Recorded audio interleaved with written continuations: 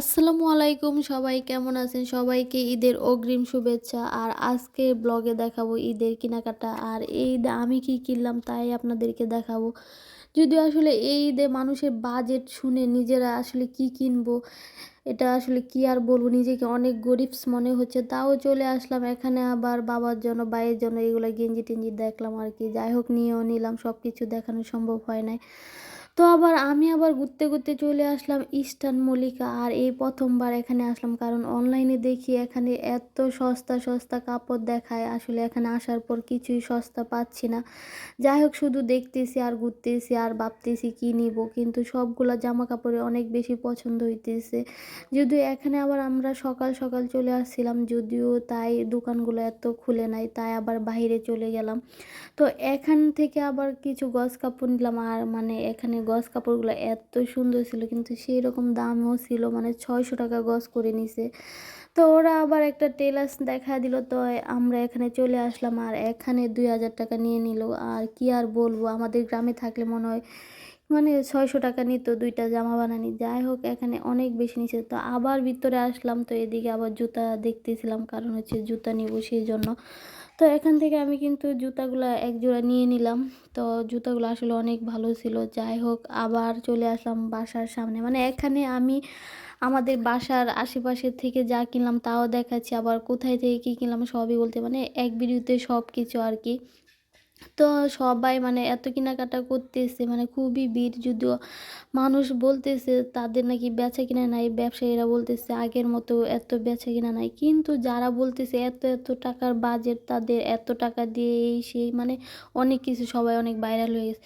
ওদের টাকা কোথায় যায় আমি আসলে এটা ভাবতেই পারি না। আবার দিয়ে ব্যবসায়ীরা বলে তাদের দোকানে এত টাকা দামের জামাই নাই। যাই হোক, তো আবার এখানে মিরপুরে চলে আসলাম। তো মিরপুরে আবার কিছু বাহিরের কিছু আপনাদেরকে জিনিস দেখাইতেছি আর কি।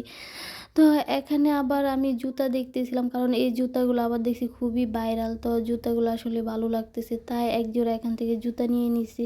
যদিও জামা কাপড় কেনার আগে আমি শুধু জুতোই কিনা, আর সব সময় যেখানেই যাই সেখানে খালি জুতাগুলাই কিনা হয়। আর এই জুতাগুলো আমার কাছ থেকে 350 টাকা করে রাখছে। আর কি আর বলবো, সবখানে একই দাম।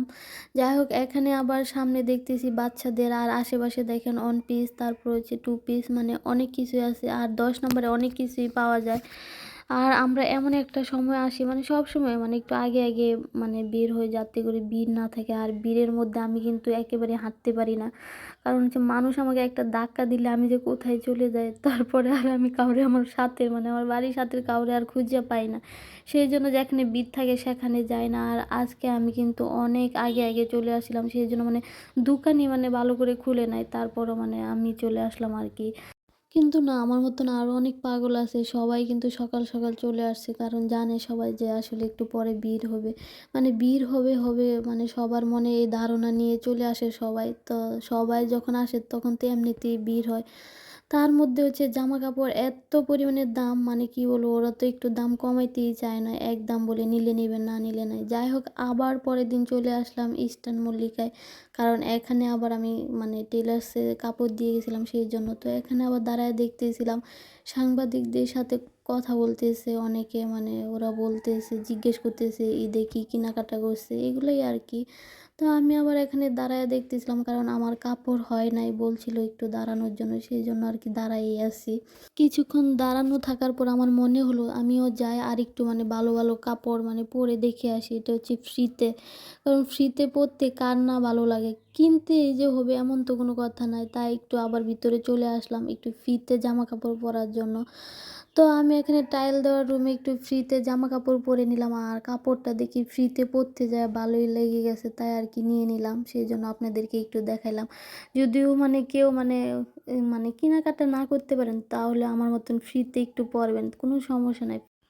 আর এখন আমরা চলে আসলাম নিউ মার্কেট। আর এখানে হচ্ছে শাড়ি দেখতেছিলাম, যদিও লাস্টে শাড়িগুলো আমাদের তেমন পছন্দ হয় নাই।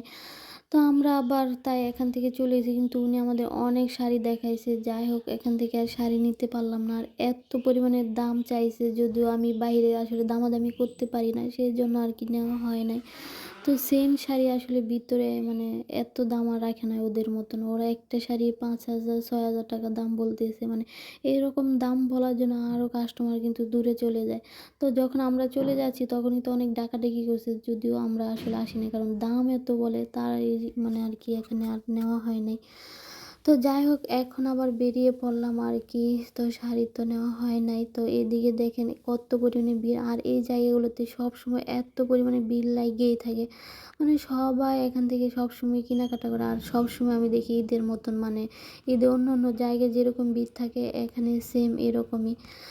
আজকে এই পর্যন্তই। সবাই ভালো থাকবেন, সুস্থ থাকবেন। আর আমার চ্যানেলটাকে যারা এখনও সাবস্ক্রাইব করেন না অবশ্যই সাবস্ক্রাইব করে দিবেন। আর সবাই লাইক, কমেন্ট, শেয়ার করতে কিন্তু ভুলবেন না। সবাই ভালো থাকেন। আল্লাহ হাফেজ।